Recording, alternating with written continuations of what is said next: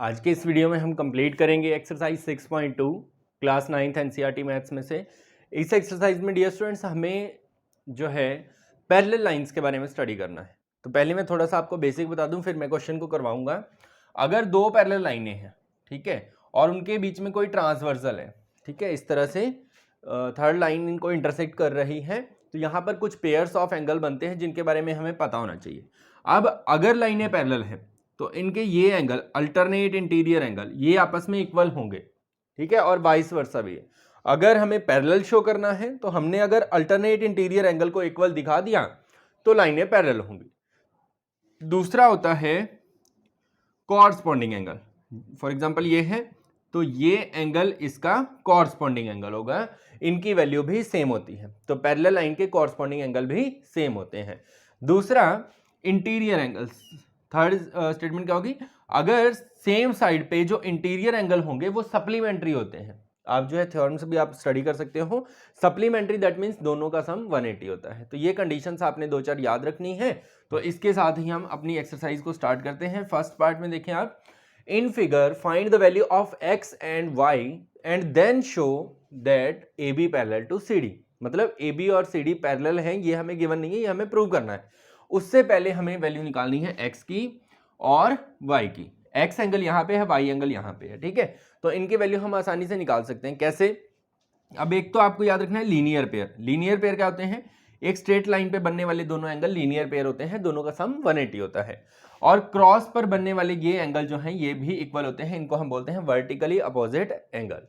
तो x angle निकालते हैं पहले, तो हम यहाँ लिखेंगे x plus 50 is equal to 180 degrees, और ब्रैकेट में रीजन क्या दोगे? रीजन दोगे लीनियर पेयर, ठीक है। क्या रीजन देंगे हम? Linear pair.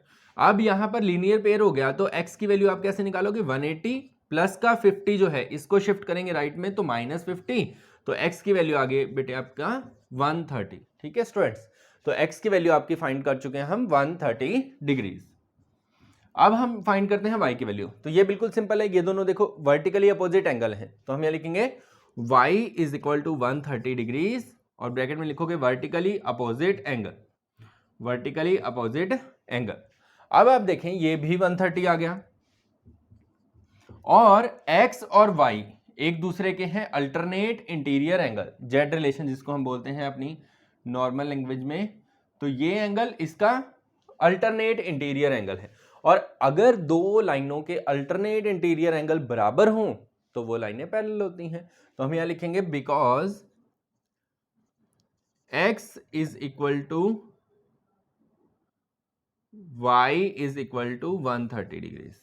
x और y दोनों ही 130 हैं, तो दोनों बराबर हो गए। तो हम यहां लिखेंगे as alternate interior angle, bracket में आपने लिख देना है x is equal to y are equal, so A B parallel to C D.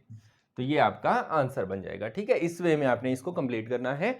Second करते हैं पर है हमारे पास, तो इसमें हमें गिवन क्या है? In figure if A B parallel to C D, A B line जो है वो सी डी के पैरेलल है, and C D parallel to E F, और सी डी लाइन जो है वो ई एफ के पैरेलल है।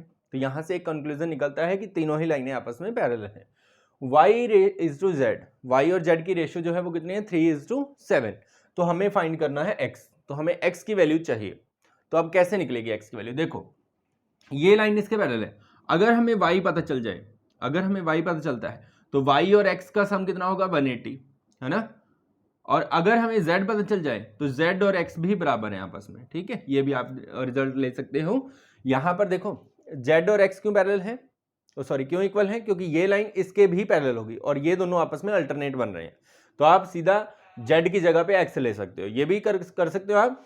और एक काम ये कर सकते हो, ये z है तो यहां पर ये z हो जाएगा, इनका सम आप 180 ले सकते हो, फिर जितना z आएगा ये इसका कॉरस्पॉन्डिंग हो जाएगा। दोनों ही वे आपके पास अवेलेबल हैं, ठीक है। तो हम करते हैं इसी वे से कि z और x बराबर है। पहले मैं लिखूंगा यहां पर A B parallel to C D, ये हमें गिवन है, and C D parallel to E F, so A B parallel to E F, मतलब तीनों ही लाइनें आपस में पैरेलल हैं। ये लाइन इसके पैरेलल, ये इसके, तो ये इसके भी पैरेलल ही होगी। तो यहां से हम लिख सकते हैं x is equal to Z, ठीक है, x is equal to Z, और ब्रैकेट में हम रीजन देंगे अल्टरनेट इंटीरियर एंगल, ठीक है। तो इसको करने के बहुत सारे मेथड हैं, तो जरूरी नहीं है, फिक्स यही है। x और z को मैंने इक्वल लिया क्योंकि ये अल्टरनेट बन रहे हैं, तो यहां से y और z की रेशियो हमें गिवन है, तो मैं लिखूंगा एस गिवन क्या है, y is to z is equal to 3:7, ठीक है। और यहां से x और z बराबर है, तो जहां z लिखा है वहां क्या लिख सकते हैं हम, x, तो हम यहां लिखेंगे y is to x is equal to 3:7, ठीक है, ये भी हम लिख सकते हैं।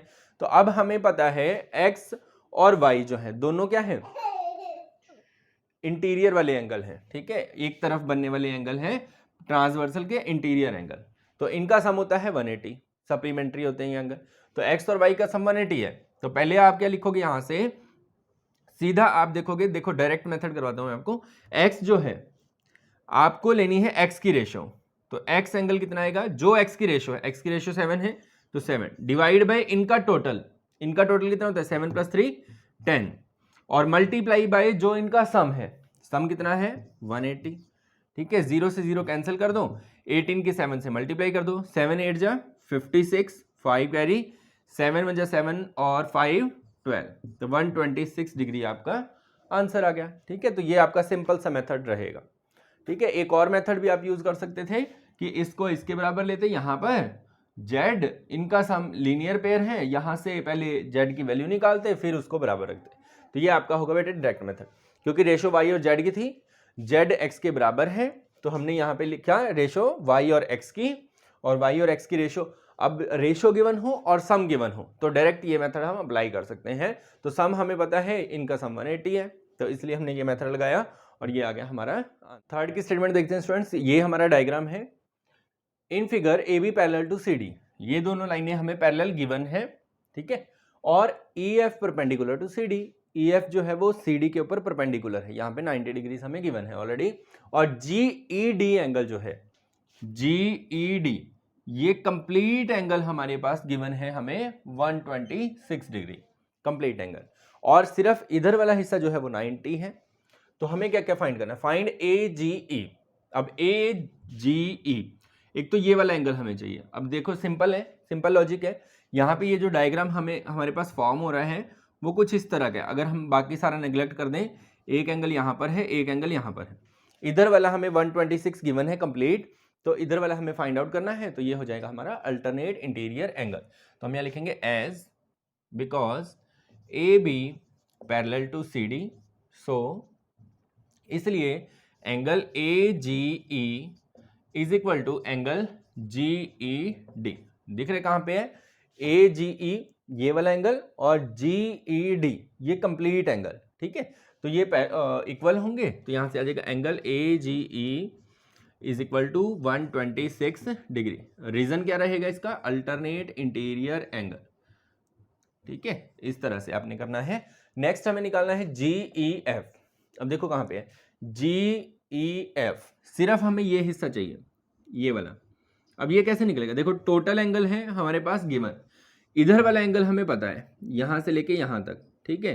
तो बाकी रिमेनिंग एंगल ये है, तो दैट मीन्स कंप्लीट में से अगर इधर वाला हिस्सा माइनस कर दें तो अपने आप ही ये बच जाएगा। तो हम लिखेंगे angle G E F is equal to total angle, total angle कितना है एंगल जी ई डी, ठीक है, माइनस कर देंगे इसमें से F E D, F E D, मतलब 126 में से 126 में से 90 डिग्री को आप माइनस करोगे तो 606, 12 में से 9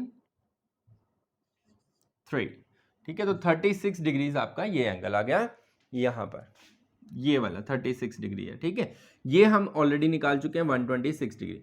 और नेक्स्ट एंगल हमें चाहिए F G E, F G ई, तो ये एंगल हमें चाहिए। तो आप इसको लीनियर पेयर भी ले सकते हो, इसके साथ लीनियर पेयर हो जाएगा ना 126 और ये वाला एंगल। तो हम यहाँ लिखेंगे एंगल जो हमें निकालना है F G E plus 126 degree is equal to 180 degrees, और ब्रैकेट में हम रीजन देंगे लीनियर पेयर, ठीक है, ये एंगल क्या है, आपस में लीनियर पेयर है।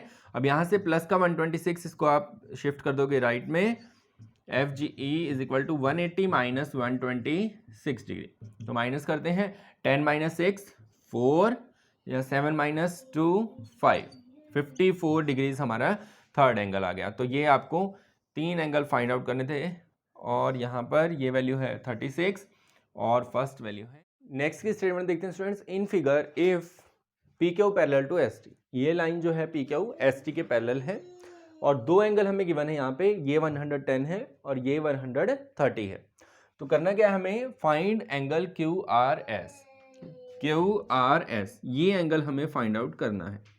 अब इसको फाइंड आउट करने के लिए ये एंगल इनके साथ डायरेक्ट तो किसी रिलेशन में नहीं है, तो हम क्या करेंगे, हम एक कंस्ट्रक्शन करते हैं, एक यहाँ कंस्ट्रक्शन करके भी करवाया जाता है ये सम, तो मैं आपको यहाँ पे कंस्ट्रक्शन करके करवाऊंगा। ठीक है, ये मैंने इनको ज्वाइन किया, यहाँ पे मैंने लेट कर लिया पॉइंट एम। ठीक है, अब ये हमारे पास ट्रायंगल बन रही है क्यू आर एम। ठीक है, अगर मैं क्यू आर एम के अंदर वाली ये दोनों एंगल पता कर लूं, ठीक है ये दोनों एंगल, तो ट्रायंगल का तीसरा एंगल कैसे निकलता है, सम 180 में से माइनस करके। ठीक है, तो ये दोनों एंगल कैसे निकालूं मैं, इसको मैं x मानता हूं, इसको मैं y मान लेता हूं। ठीक है, x तो निकलेगा 110 से, ये 130 है तो इधर भी 130 होगा। ऐसा क्यों, क्योंकि यहाँ पे ये z रिलेशन बन रही है। ठीक है, तो ये आ गया। अब हमें इसका यूज करके y निकालना है, इसका यूज करके x, और इन दोनों का यूज करके निकालना है ये एंगल। तो मैं यहां पर पहले लिखूंगा as P Q parallel to S T, so this implies P M भी पैरेलल होगा इसके, क्योंकि ये इसी की एक्सटेंशन है, P M parallel to S T. ठीक है, अब यहां पर ये आ गया, तो आप क्या देखोगे बेटे, यहां पर पहले हम निकालते हैं x और 110 का यूज करके x की वैल्यू। ठीक है, तो मैं यहां पे लिखूंगा x plus 110 degree is equal to 180 degree, bracket में लिखेंगे हम लीनियर पेयर। ठीक है, एल पे लिख दिया मैंने लीनियर पेयर। तो x की वैल्यू कितनी आएगी, x is equal to 180 minus 110, तो यह आ जाएगा 70 डिग्रीज। नेक्स्ट मैं निकालता हूं y से पहले आप लिखना चाहें तो ये लिख के भी मेंशन भी करके दिखा सकते हैं कि angle T S M is equal to angle S M Q. ठीक है, अल्टरनेट इंटीरियर एंगल है, तो यहां पे मैं लिखूंगा y plus 130 is equal to 180 degree और ब्रैकेट में लिखेंगे लीनियर पेयर। ठीक है, तो यहां से y की वैल्यू आपकी आ जाएगी 180 माइनस 130 इज इक्वल टू 180 में से 130 माइनस करेंगे तो 50 डिग्री।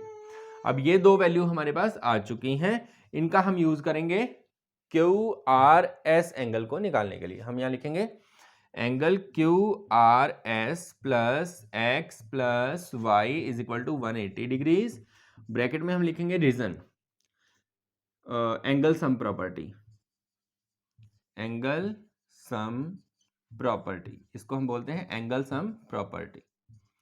ठीक है, तो अब क्यू आर एस लिखेंगे हम, प्लस में x की वैल्यू हमने निकाली है 70 और y की वैल्यू निकाली है 50 इज इक्वल टू 180।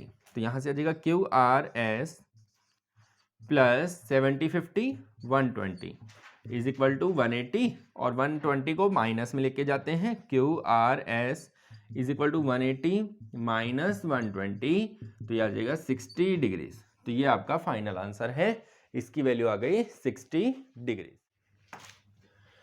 फिफ्थ में देखें बेटे, ये हमारा डायग्राम है, तो इसमें हमें क्या करना है, पैरेलल लाइंस हमें गिवन है ए बी और सी डी।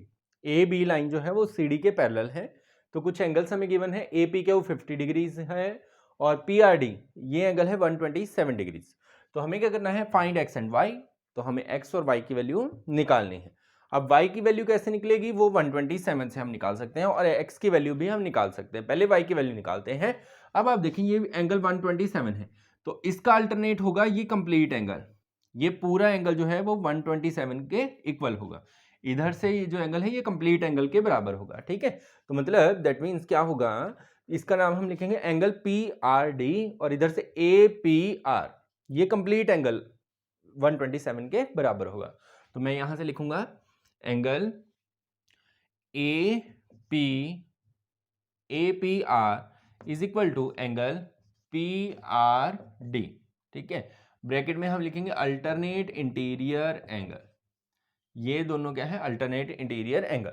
अब APR जो एंगल मैंने लिखा APR, इसके अंदर इस लाइन की वजह से दो अलग अलग एंगल बन रहे हैं, इन दोनों को प्लस करने से बनता है ये पूरा एंगल APR। तो मैं यहां पर लिखूंगा APR की जगह पे y + 50, ठीक है, इन दोनों से मिलके बना हुआ है ये complete angle, is equal to PRD हमें गिवन है ऑलरेडी 127 डिग्रीज।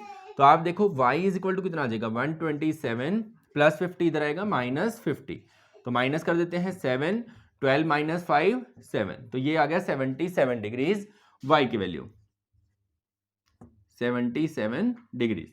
अब आपको चाहिए बेटे x की वैल्यू, तो इसके लिए आपको एक चीज याद रखनी है कि angle sum exterior angle property क्या होती है। अगर एक ट्रायंगल है, ठीक है, और उसमें एक एंगल एक्सटीरियर एंगल है, तो आपको याद रखना है इसके जो अपोजिट एंगल्स होंगे एक्सटीरियर एंगल के सामने वाले, इनका सम इसके बराबर होता है, इस एंगल के बराबर होता है, ठीक है, इन दोनों का सम इस एंगल के बराबर होता है।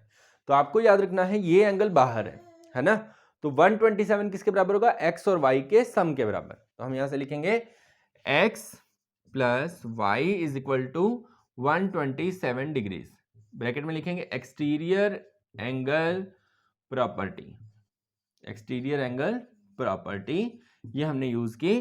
तो x को तो x रखेंगे, y की वैल्यू हमें गिवन है कितनी है? 77 इज इक्वल टू 127। अब 77 प्लस का है, इसको शिफ्ट कर देते हैं, तो यह आ जाएगा 127 - 77, तो 7 - 7 0, 12 - 7 5, तो ये आ गया 50 डिग्रीज, ठीक है, 50 degrees.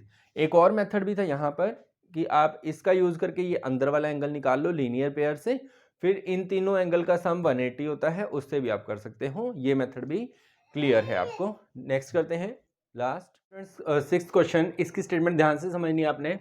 In figure PQ and RS are two mirrors placed parallel to each other, दो मिरर हैं एक दूसरे के पैरेलल, हमने इनको प्लेस कर दिया है। तो यहां पर होता क्या है? An incident ray AB incident ray क्यों है? क्योंकि ये टकरा रही है इस प्लेन मिरर को एट B, ठीक है, strike the mirror PQ at B, the and reflected ray moves along the BC path, और इस पाथ के अलोंग जो है ये मूव करती है। उसके बाद रिफ्लेक्टेड बैक दोबारा से इस पे स्ट्राइक करके D की तरफ ये चली जाती है और CD पाथ को फॉलो करती है। तो हमें प्रूव क्या करना है? AB पैरेलल टू CD, ये जो लाइन है, ये लाइन AB CD के पैरेलल है। अब ये शो करने के लिए आपको क्या करना पड़ेगा? ये एंगल और ये एंगल, ये इनके अल्टरनेट एंगल है, अगर आपने इनको इक्वल दिखा दिया तो हमारा काम हो जाएगा। तो इनको इक्वल दिखाने के लिए आपको पहले थोड़ा सा साइंस का इसमें यूज करना पड़ेगा।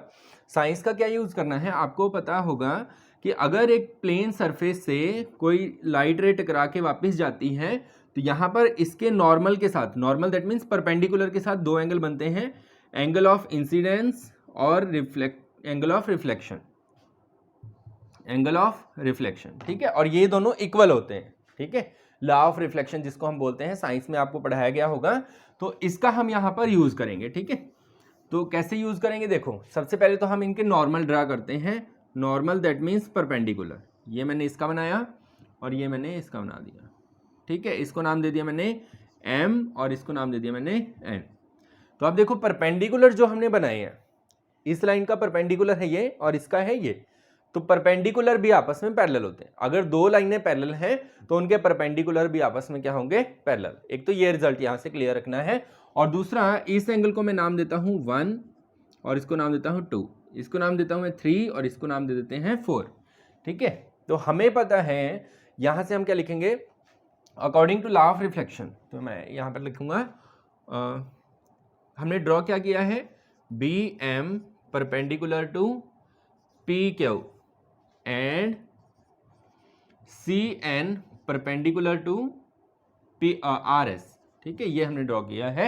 और यहां से according to law of reflection angle 1 is equal to angle 2 and angle 3 is equal to angle 4। Bracket में आपने रीजन देना है लॉ ऑफ रिफ्लेक्शन, ठीक है, लॉ ऑफ रिफ्लेक्शन के अकॉर्डिंग हमने ये स्टेटमेंट बनाई है। तो ये तो हमें पता चल गया ये इसके बराबर है और ये इसके बराबर है। अब यहाँ पर मैंने आपको एक चीज कही कि ये जो परपेंडिकुलर हमने ड्रॉ किए, लाइनें अगर पैरेलल हों तो इनके परपेंडिकुलर भी आपस में पैरेलल होते हैं। तो मैं यहां से लिखूंगा as P Q parallel to R S, this implies so B M parallel to C N, इसलिए इनके परपेंडिकुलर भी पैरेलल हैं, बी एम और सी एन पैरेलल हैं।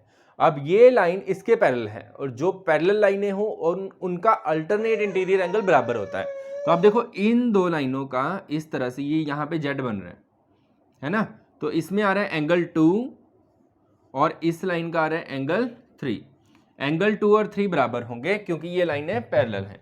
तो मैं यहाँ पे लिखूंगा angle 2 is equal to angle 3 alternate interior angle of BM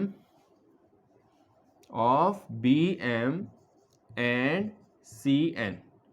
इन दो लाइनों के ये अल्टरनेट इंटीरियर एंगल है। तो ये अल्टरनेट इंटीरियर एंगल हो गया हमारा। अब यहां से देखो 1 2 के बराबर है, 2 3 के बराबर है और 3 4 के बराबर है। तो यहां से हम लिख सकते हैं angle 1 is equal to angle 2 is equal to angle 3 is equal to angle 4। ये चारों ही एंगल आपस में क्या है, बराबर हो गए। अब चारों एंगल बराबर हो गए तो हमारे पास हमें चाहिए ये कंप्लीट एंगल। ठीक है डियर स्टूडेंट्स, ABC ये कंप्लीट एंगल, क्योंकि ये पूरा हमें इस पूरे एंगल के इक्वल दिखाना है, तभी लाइन AB जो है CD के पैरेलल कहलाएगी। तो मैं यहाँ से इस रिलेशन को लेता हूँ दोबारा से, इस रिलेशन को। तो इस रिलेशन में इसको इक्वेशन को नाम दे देते हैं हम 1। तो ऐड कोई भी सेम एंगल इसमें ऐड कर दो। फॉर एग्जांपल हमने 1 एंगल ऐड कर दिया, add angle 1 on both sides of equation 1। अब 1 इक्वेशन है, एंगल 2 और 3 बराबर है, तो दोनों तरफ मैं एंगल 1 ऐड कर रहा हूँ। ठीक है, एंगल 1 ऐड किया मैंने। ठीक है, अब एंगल 1 ऐड किया, अब सारे एंगल तो बराबर हैं, तो 1 की जगह हम 4 लिख सकते हैं। तो यहाँ पे लिखूंगा angle 2 plus angle 1 is equal to angle 3 plus angle 4, क्योंकि 1 और 4 भी बराबर हैं आपस में। ठीक है, अब 1 प्लस 2 देखो मिलके क्या बन जाएगा, 1 प्लस 2 को मिलाएंगे तो बनेगा एंगल ABC। तो यहाँ से मैं लिख देता हूँ angle ABC is equal to 3 और 4 मिलके क्या बन रहे हैं, 3 और 4 मिलके बन रहे हैं एंगल BCD, एंगल BCD। अब ये बराबर है, सो AB पैरेलल टू CD। बस ये आपको इस तरह से कंप्लीट करना है। तो डियर स्टूडेंट्स, ये थी आपकी एक्सरसाइज 6.2। और भी नए नए वीडियोस आपको हमारे चैनल पर देखने को मिलते रहेंगे, तो देखते रहिए और सब्सक्राइब करना ना भूलिएगा। धन्यवाद।